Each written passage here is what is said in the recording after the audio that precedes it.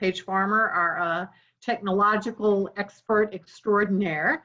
So good afternoon, everyone. I'd like to welcome you to our Animal Welfare Lunch and Learn.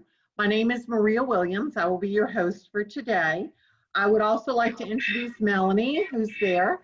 She is my wingman today, who's going to get me through most of this. The CFC is the world's largest and most successful annual workplace charity campaign. It allows our military, postal, and civilian employees to donate millions of dollars yearly to eligible nonprofits that have been vetted through their donations.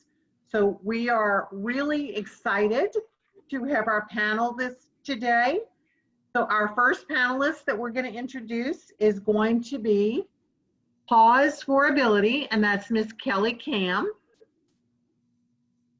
Our next panelist is for the Humane Society of Pulaski County, and that is Miss Julie Austin, who's taking Miss Debbie Howell's place today. And then we have Todd Montgomery from the Elephant Sanctuary in Tennessee. And we have Katie King from the Humane Society of South Mississippi. So thank you to all of our panelists today. We are very thankful that you're here. We are also very thankful that we're able to present this to all of our federal employees. Animal welfare is a cause that is very near and dear to my heart. And the reason that it is because I have been blessed. I don't know if you can hear, but this is my little animal, Zoe, who has come from a rescue. So we are very, very thankful for Zoe, and we are very thankful to all of the organizations that use animal rescue. So Zoe's gonna say bye now, so she's not so distracting. Goodbye, Zoe. And we are gonna get into our questions. So the first thing that I'm going to do is I'm going to introduce everyone, and I'm going to ask them to speak a little bit about what their cause does. So, Ms. Kelly, could we have you talk a little bit about what Paws for Ability does, please? Absolutely. Thank you for having me. So Paws for Ability, we have been around for 22 years, and we serve people with disabilities. The most that we serve is children. There is a gap sort of in the industry and service dogs being able to accommodate children. And so we have no minimum age requirement.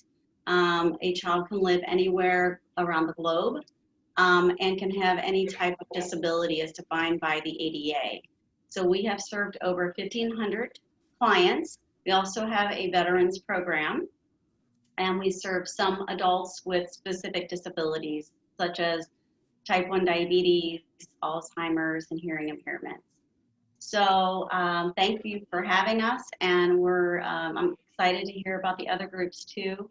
And we're all in this together in our love for animals and how much they can enrich our lives. Thank you, Kelly. The next person I'd like to introduce is Humane Society of Pulaski County, and that's Miss Julie Austin. So Julie, would you tell us a little bit about your organization, please? Absolutely. First, thank you for having us, and thanks to everybody who has signed in to hear about this. Maria kind of kicked it off well, showing her rescue dog, because I think most people can identify on some level with having, obviously, pets in the home, which is what we focus on. We are a dog and cat rescue located. We're in Little Rock, Arkansas. We service Pulaski County, which is basically the central Arkansas area.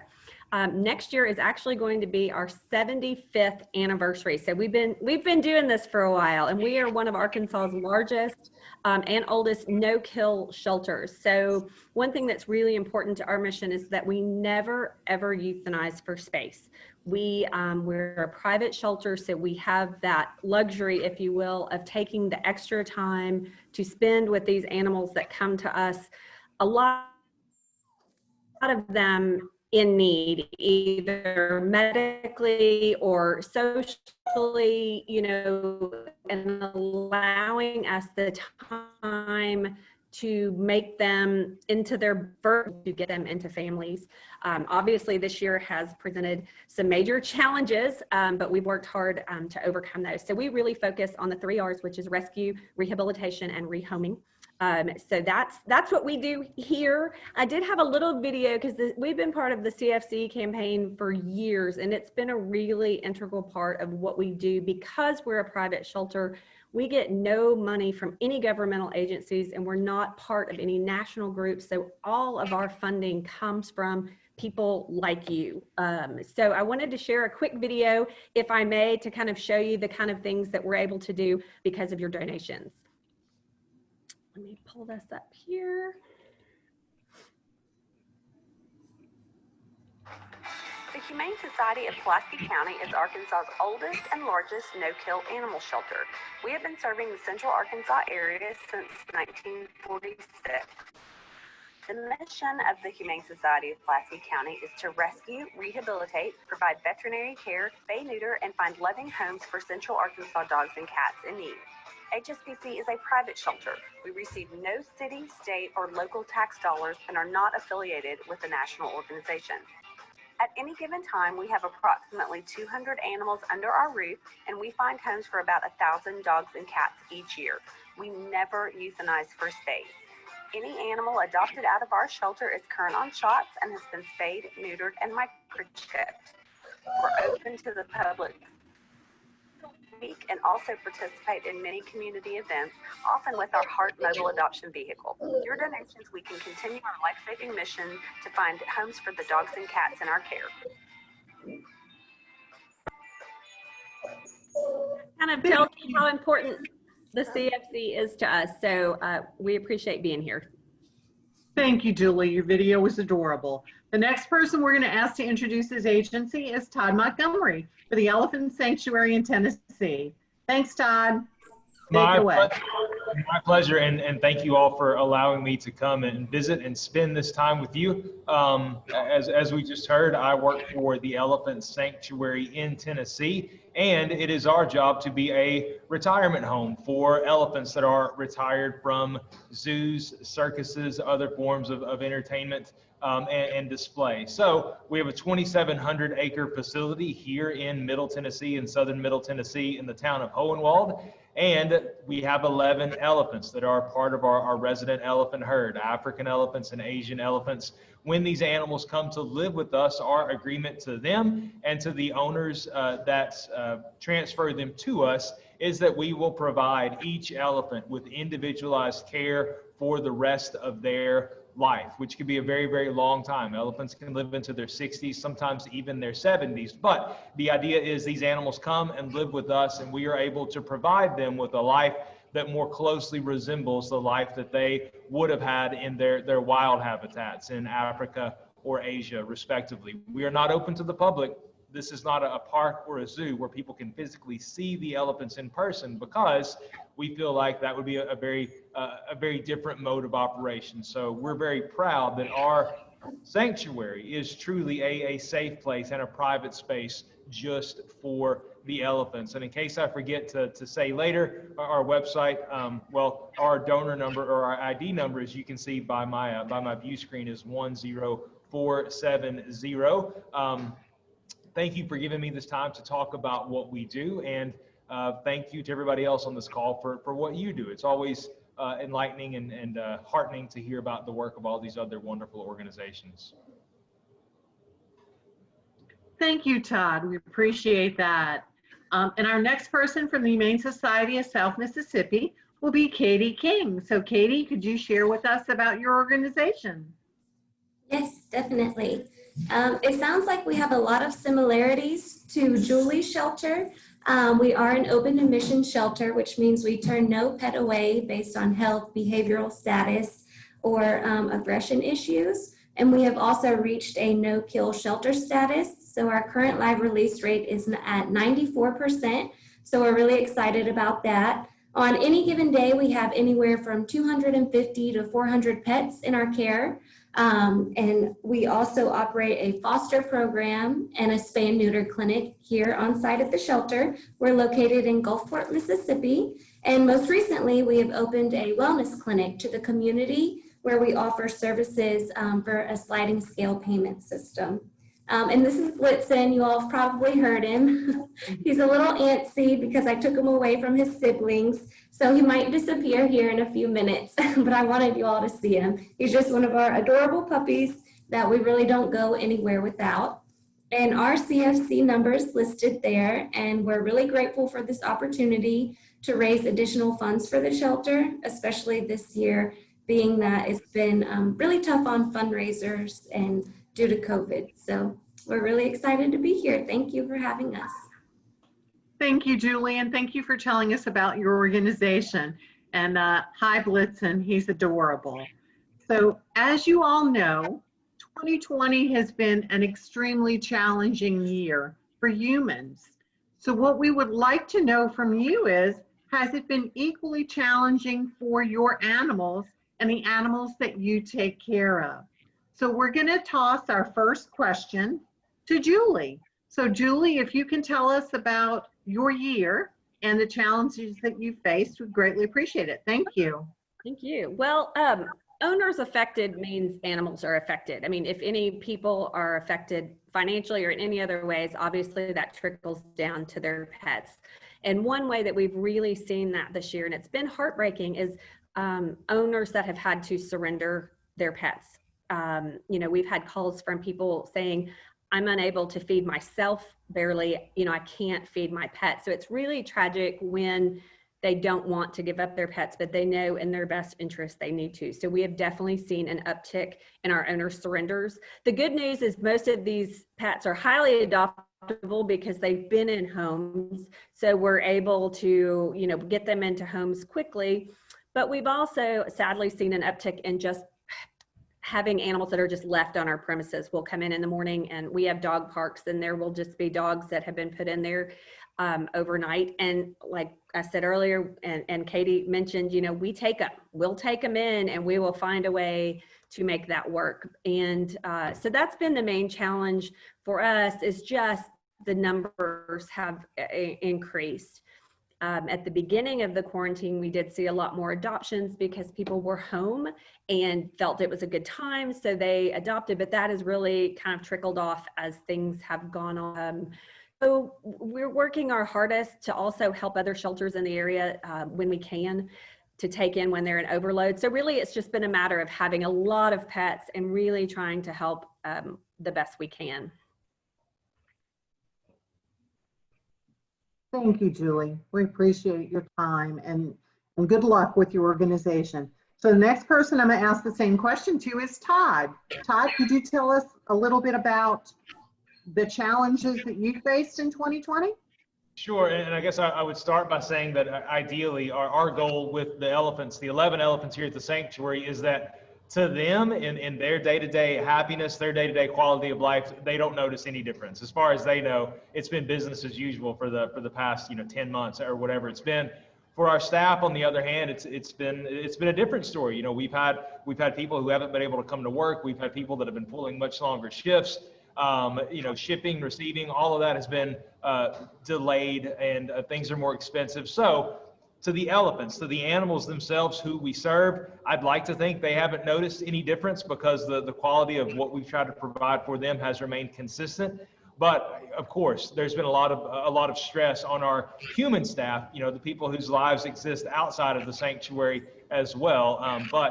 Thankfully, very thankfully, we have a very generous group of donors, including people like you who help us do what we do and allow us to maintain our work and our mission, even in what can be a very adverse environment. Thank you very much. We appreciate your comments.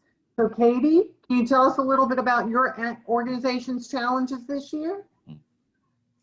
Yes, they seem to be similar to Julie's. We did see an increase in adoptions when people were staying at home more and they had more time. It seemed like time kind of slowed down, and maybe they realized the loneliness or emptiness of their homes. So they did thankfully come to the shelter looking to fill that void and add a new addition to their family. But over the past several months, we have had an increase in owner surrenders. we'll come to the shelter in the morning and we'll see pets dropped off in our outdoor play areas or tied to trees or just left in boxes at our doorsteps. And a lot of times they do have notes with them about their parents, like heart-wrenching stories of desperation, just being that they're struggling financially. There's been a major loss of jobs and income during this pandemic. So we are seeing an increase of owner surrenders. So that's been a challenge, but we're keeping our adoption numbers up. And so that's a positive that we can take away from all of this. Katie, thank you very much. Ms. Kelly, can you tell us about your organization's challenges this year? Absolutely, thank you. Well, our service dogs have, some of them have been halted in their journey to become service dogs. We actually had to cancel a few classes. So our clients could not come and travel to Ohio to learn how to work with the dogs that have been trained for them. So we had to creatively try to keep them busy. And so that did put a lot more strain on our staff. They took dogs home because our facility was very small staff operational to try to keep everybody safe at the beginning. We still have some trainers that are working from home in quarantine. We actually had to cancel our December class because the high amount of people that just were exposed to somebody with COVID, not necessarily had COVID. So we fortunately have some wonderful volunteers who have taken puppies into their homes, more than one dog, and try to keep them socialized and active. When there was a lot of shutdown in Ohio, that was really difficult. They could go outside, they could try to go to, a fire station, expose the dog to those kind of sounds and farm equipment and things like that, but in an actual public setting, indoors, like a mall, a shop, that was a lot more difficult. So it's definitely slowed down the rate in which we can place our service dogs. And it's definitely affected us because, our service dogs in many cases can be life-saving. They alert to seizures, they alert to high, low blood sugar. They find a child that runs off, they do search and rescue. So it's definitely affected us, but, we just keep plugging away and doing everything we can. And the longer, people don't always think about this, but the longer we have the dogs in our care, the more expensive it is for us, to provide. So our expenses have increased. Our donations are about the same. So any support that, any of you watching can give to Four Paws for Ability would be much appreciated. Thank you. And thank you very much, Kelly, for telling us about your organization. So the next question that I'm going to put to my panel is, can you describe how the animals you work with contribute to the benefit of society? And for that question, we are going to start with Todd. I was hoping that you would. So what can 11 elephants do to help our society? Well, what we have here, the animals that we take care of are a very small representative slice of a much larger issue that affects all of us. Elephants in the wild are a great example of what we call a keystone species. They're crucial to their native ecosystems, and they are the harbinger or the bellwether. If elephants disappear for any reason, it will have a catastrophic effect for their ecosystem, and that will probably be emblematic of much larger changes that are happening all around us. So to answer the question, the elephants that we have here, we use them as ambassadors for the rest of their species. It is our hope that by generating interest in the 11 elephant personalities that live here at our sanctuary, we will engender interest and empathy in elephants everywhere, and also the natural world at large. And these are things that our audience have told us, that loving these animals and learning to care for them or to be interested in them from afar allows them or encourages them to be interested in animals as a whole, or to be a more caring person as a concept. As far-fetched as that may sound, that's what I've been told by people who feel that way. Thank you. That's a very interesting answer, and thank you for presenting your organization so well. So for the next person to do this question, Miss Katie, can you tell us about the animals you work with and how they contribute to the benefit of society? Yes, definitely. So working at a shelter, it's really rewarding to get to hear and see from previous adopters that have adopted pets from our shelter. And they tell us about how they've actually saved their life rather than the other way around. So pets provide unconditional love and support, and they're always there for us, and they don't ask for anything in return. So they can actually help ease loneliness, depression, addiction, anxiety, and they just provide overall a boost of health and quality of life. So it's really exciting to see previous adopters come in and share their stories with us on how their adopted pet has actually changed their life for the better. Thank you, Katie. So next, same question, Ms. Kelly. Yeah, well, I'd like to echo a little bit of what Katie said, as far as, just the benefits that animals have in our lives. With Four Paws, obviously, we take it a step further in training them to do tasks that help mitigate a person's disability. So our service dogs are durable medical goods, similar to a wheelchair if someone is in need of a wheelchair. So our dogs can do autism assistance with search and rescue.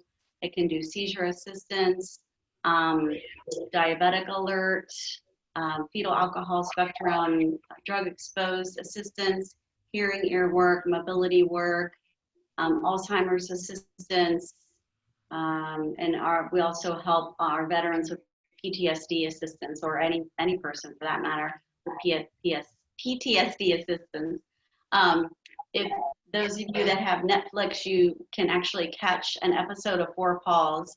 We're in episode 1 of Dogs on Netflix. So it's an hour long if you have some time over the holidays and want to check that out. It's really, really well done. We're thrilled that Netflix chose us to do a documentary. And I think it'll give you a little bit of a glimpse into what we do and how we get these life-saving dogs to our kids and veterans and adults with disabilities. Thank you very much, Kelly. We appreciate that. And last but not least, Miss Julie, if you would, same question. Can you describe how the animals you work with contribute to the benefits of society, please? Well, I have to pull a Katie and say that basically what they've said covers a lot of what I say as we adopt out animals. I mean, our primary benefit is the joy that pets bring into a home. Like Katie mentioned, getting to hear from our alumni. We actually have an alumni group on Facebook where we encourage people who adopt to join and share pictures so that the staff who's become really fond of these pets can kind of watch them grow up. And we hear so many times, again, the pet saved me, the pet. And so especially this year, I think that has been critical because people have really been isolated and in some cases very alone and haven't had any opportunities to interact. So I think these pets have really provided something that I think a lot of us take for granted day to day because we get so used to it. But when you can really stop and think about the joy and the companionship that family pets bring to you, it's pretty important. And one other piece that we do here is we actually have a program called Puppy Love.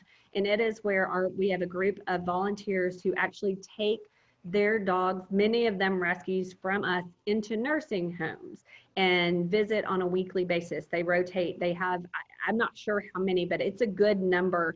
And of course, this year has been devastating because we can't do that. But what these amazing volunteers did was created some videos for these folks and sent them to the nursing homes so that the patients could continue to see these pets because it is such a joyful thing. So we're finding ways to keep those groups connected because it's really important to us. That particular program is really tangible evidence of what these pets can do in certain situations.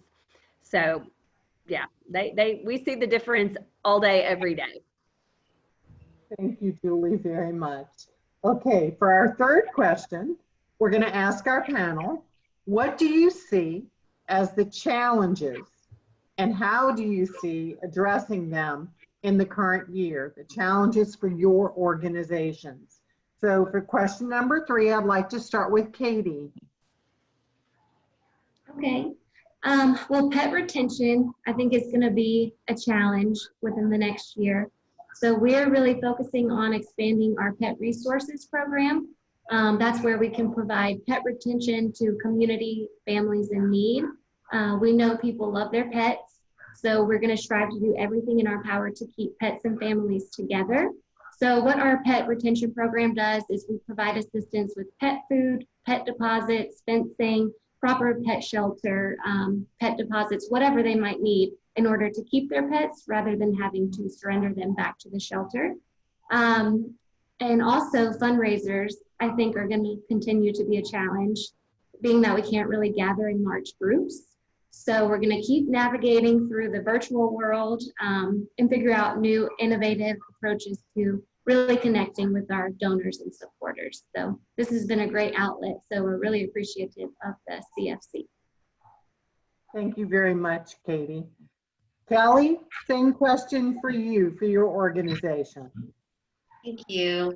Well, they say everything happens for a reason. And even though none of us wanted this to happen, one of the things that Four Paws has learned is just to reevaluate a lot of our processes and procedures and to question, wow, okay, so we can't do that now. What can we do? Is there a better way to do it? And I think we've come away with a lot better insight into things that maybe we can do differently, more efficiently. And we were forced to do that. And I think we'll just continue that, just looking at continuous improvement and like Katie was saying, doing things virtually. We're doing our basic obedience training with our service dogs and trainings via Zoom. And so just things like that, just trying to keep things going the best way we can and be as innovative as we can, use our donors' dollars as wisely as we can, and just try to keep everybody safe and to get them eventually the service dogs that they need to be able to live a better, full quality of life. Thank you, Kelly. Appreciate that. Julie, you're up next. All right. Well, obviously a big issue for us is just keeping our staff safe. That's a challenge, in this environment, kind of balancing being in with the public, keeping our staff safe, because our number one priority are the pets in our care. And if our staff is down, then we can't, perform that fundamental thing. So we're really, we've really learned a lot as the year has gone on how to keep our pets safe. We have been closed to the public since March. So kind of what Kelly was saying, we've had to learn to change our process. Our entire adoption process has turned upside down as we are doing everything virtually. What we're doing now is we funnel everyone to our website. They're able to view all our pets, put in an application, get pre-approved, and then they come out to the shelter and we try to do everything outside in the dog park, the meet and greets, keeping everyone safe, but also continuing to find a way to get the pets out of the shelter, because we've got to make room because we're taking in so many more. We have to keep adoptions going. And I think that's going to be one of our biggest challenges headed into 2021 is continuing to keep up with getting dogs and cats out so that we can make room for dogs and cats to come in. And of course, the financial piece, because we are getting so many more pets, and a lot of these pets are in medical distress, and that's why their owners are unable to care for them. So we get a lot of dogs and cats, heartworms, and more serious. We found that, hit by the car, and the puppies, the really small puppies in front of the shelter left overnight that then have to go into foster. It's expensive, obviously, to take care of those. So for us, those are our major challenges into 2021. But I think if 2020 has taught us anything, it's about learning to adapt and make those changes, quickly but smartly, so that we can continue to take care of these pets and find them the best homes humanly possible. Thank you, Julie. I appreciate that. And Todd, same question to you. What do you see as the challenges and how do you see addressing them in the coming year for your organization? First of all, I agree with everything that has been said in the answers before me. I think those are all fantastic points. I think a challenge that we see is we're living in a time where everybody that you know, everybody that I know has a lot on their plate, and maybe a lot more than they had this time last year. And so I think a challenge that we have is remaining front and center, remaining relevant. So what I said before, demonstrating how important it is that we continue to provide the same level of care and maintain those standards for the animals in our care, and also for the people that work for us as well. So I think it's a challenge, and of course everybody has more than enough to worry with and more than enough to think about and more than enough going on. We don't want to be one more thing, but at the same time, it is our job, it is our mission to protect and care for these animals and give them the best life possible. And so that remains certainly the most important thing to us, but obviously trying to factor that into so much or everything else that's going on around us. So trying to find that balance, I guess, will be our challenge. Thank you, Todd. Also, we'd like to let all the participants know if you have any questions for our panel, please type them in the chat room, and my co-host Melanie will be taking a look at those at the end of the organization. So the final thing that we're going to ask is, if you wanted to leave our employees with one final comment about your organization, this is your time to do that. So for a final comment, asking what you think would be relevant to our participants to let them know what can they do to help with your organization. I know some of you are accepting volunteers. I know some of you are not, but what would be the most important takeaway from today for your organization? And Kelly, we're going to start with you with that. Okay. So at Fort Paws, service dogs save lives. And because we're based in Ohio, we wouldn't be able to benefit from the use of volunteers. But of course, your donations would be much appreciated. So thank you for considering Fort Paws in your CFC donations. Thank you, Kelly. Julie, how about you? Well, of course, like Kelly said, I mean, financial impact is always important, but what I would say for everyone here as far as animal rescue is to encourage people in your life to adopt and not shop for pets. That's just a message I think that is important, because that does funnel down to helping us. So while financial is important and we appreciate every donation and it keeps our doors open, we also want to look at the big picture of people taking those changes in life that actually make a difference, so that, you know, we don't have to have pets left on our doorstep. So that's what I would encourage everyone to consider and think about right now. Could you use another pet? You know, go help a shelter. We aren't open, so we can't use volunteers, but we can always, you know, handle adopters coming in and taking some of these great animals home. Thank you, Julie. Appreciate that. Todd, your final words. Yes, and I also want to say to everybody, I can't agree enough with what you've already said. I have a shelter dog at my house, so yes, by all means, adopt, don't shop. I agree 1,000%. To that end, with our elephants, I just want to remind everybody that we've all had elephants that have brought us joy at some part in our life, either by seeing, you know, Dumbo, by learning about them on a National Geographic documentary, whatever. What we've seen and what we know is a very, very small part of the life of those elephants. And we could spend the rest of the day with me sharing with you horror stories about the lives that captive elephants have been put through, what they've dealt with. These animals live a very, very long time, and I believe very fervently that we owe them the best life that they can possibly have because of the lives that they've led up into this point. I assure you, these elephants in their retirement, they are living the life that you and I all wish to have. They spend every day with their companions. They sleep when they want. They have all the food that they would like to have. They're able to live like a wild animal, and hopefully not have any additional cares that go along with being, you know, an elephant living in Tennessee. So I think we owe them the best life possible, and that is the message that we want to put forth to all of our supporters. And again, as I said before, thank you all for what you do as well. It's very much appreciated. Thank you, Todd. Miss Katie. Wrap up from your organization. Okay. I think I'll leave it with our tagline, which is when you care, we're there. So when you're donating to the Humane Society of South Mississippi, you're not only helping our shelter pets, but you're also helping the community in need and enabling us to provide much needed resources to pet parents in the community that are struggling financially.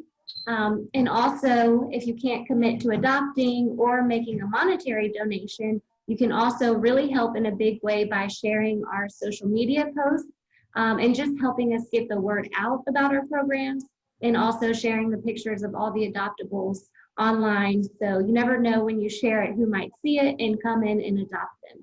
So that's really important as well. Thank you, Katie. We appreciate it. Miss Melanie, do we have any questions from our employees? Yeah, well, we have a little bit of activity in our chat room. So thank you everyone for all your responses. And I don't know if you all were looking, but actually Amy Henderson has an elephant that was at, or that is currently with you, Todd. You want to talk about that? Yeah, we've been talking privately. So we have an elephant here with us named Shirley. You saw a picture of her a moment ago when I was initially speaking. Shirley the elephant for 22 years was the only elephant at the Louisiana Purchase Zoo in West Monroe, Louisiana. She was able to retire. She was able to come live with us because the community, her zookeepers there, as Shirley was getting older, they wanted her to be around other elephants. They wanted her to have more space than what the zoo could provide. And they very kindly made the decision for Shirley to leave Monroe and come to Tennessee to live with us. And she's now 72 years old. So she's been with us for well over 20 years now. And I think that's due, one, to Shirley's toughness and her character. And I think that's also due to the kindness that she was shown by her zoo community, by the people of West Monroe, because they made a very difficult decision. They loved her while she was there, and then they loved her so much that they tried to provide her with a better life, which they've absolutely done. So I told Ms. Henderson, West Monroe, Louisiana has a very, very soft spot in all of our hearts because of what they did for this amazing elephant. So yeah, thank you for giving me the opportunity to say that. Awesome, Thank awesome. you. And Kelly, can you mention again the documentary that was on Netflix? Sure, it's just called Dogs, and it's a 6-part series, and we're in episode 1. So if you scroll down on Netflix under documentaries, you should see it there. Awesome, awesome. Yeah, well, there's still time left, everyone. If you have any comments or questions for our panelists, just type it into the chat room. We'd love to go ahead and ask that or share with them. Other than that, that's what we have. Back to you, Maria. And thank all of our panelists. We greatly appreciate all of you taking time out from your busy schedules to come and see us today and be with us and share your stories. All of your stories are absolutely lovely. And we have really enjoyed hearing from all of you. Hopefully this gives you the opportunity to get some fundings for your great organizations. We really do care about the work that you do, and we care about the animals that you take care of. It is definitely something that I'm sure all of you do because your hearts are there. And that is pretty much what our organization is. We want to show some love to all of your organizations, just like you show some love to all of the animals that you take care of. Absolutely. We do have people just saying thank you for all the care that you have for our critters. And Maria, can you just one more time, because we had a few people who joined late, can you just announce our panelists' names? And again, everyone, their CFC numbers are right in their boxes so that you can see. But if you could just announce one more time their names and their organizations, I think that would be very helpful. Yes, ma'am. We're going to start with Miss Kelly. Kelly's organization is called Paws for Ability. And Kelly Cam, C-A-M-M, is the person who is the moderator of that organization who's been with us. And her CFC number is there. Miss Kelly, would you like to make a final comment? Well, this is my Your dog, number? Lucy, if you can see her. She was supposed to be a service dog, but decided that she just wanted to be a family pet for me. So She's a cuddle. And Four Paws for Abilities number is right there. It's 59894. So our next one that we want to finalize is the Humane Society of Pulaski County, and Julie Austin, AUSTIN, is the person who is the moderator today and who has presented. So Julie. Yeah, I just want to say thank you. It's an incredible opportunity. What you guys do is so important. And I want to thank the people that have taken time, probably on their lunch hour or out of their day, to actually watch and participate, because I know sometimes those things can be ignored, and it's not always fun, and we really appreciate it. And you know, we know so many people, if you don't have a pet, you still know how important they are. So we really, and not just pets, elephants, all the animals, we just really appreciate having us here and letting us talk to you, and for y'all taking the time for us today. And Julie's number, for those of you who might have trouble seeing it, is 53272. So that's her CFC number. So the next one, Todd, your CFC number and Sure. final information for you. Thank you, everybody, one last time. Todd, the Elephant Sanctuary in Tennessee, our number is 10470. We would appreciate you thinking of us and for thinking of all of these organizations. And thank you for allowing me the time to talk about these animals and this work that I care very much about. Right, and Todd's is the Elephant Sanctuary in Tennessee. He's Todd Montgomery, and Todd's number, as he said, is 10470, for those of you who aren't able to see that. And Miss Katie King is with the Humane Society of South Mississippi, located in Gulfport. And so Katie, your number and your final comments. Our number is 62487, and we just want to thank everyone so much for giving us this opportunity and for attending and watching and supporting us and caring about the animals. So thank you so much, and everyone stay positive in 2021. Thank you so much, Katie. We appreciate that. So Ms. Mel, do we have any more questions, my dear? Let me unmute. Katie, so your number, just say your number one more time, because you typed in 62847. Which one? I just want you to verify. 487? So say it again. Oh, 62847. I might have mixed up a number. Okay, yeah, we just wanted to make sure it was straight. Clarifying it. Very cool.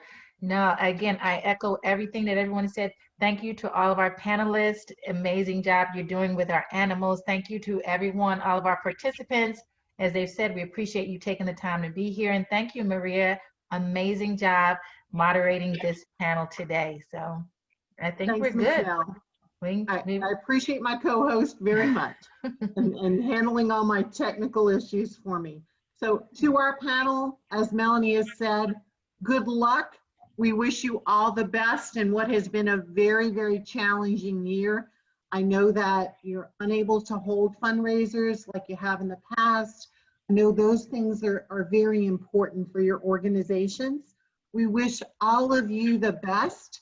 We hope that this gets out. Melanie has also been recording this, and we're going to put it on our site so that people can view this as well. So not only are you going to be live today, but you're all going to be rock stars on our views. So hopefully people will look at your recording and you'll get some donations from those. We greatly appreciate all the time, energy, and effort that you put in to helping our four-legged friends, whether they're animals, cats, or elephants, or anything in between, size-wise. We know that there are some organizations that also do things like ferrets and iguanas and all those kinds of things as well. So we greatly appreciate all the help that you have done and all of the things that you do for our animals that can't do that without you. So everybody, thank you very much. If there's no more questions, we're going to end our session today. And thank you all. Thanks, Mel. Appreciate it. Thank you, Paige, too. Shout out to you for being in the background and helping us out today. May you all have a lovely afternoon. Take care. Bye. Bye.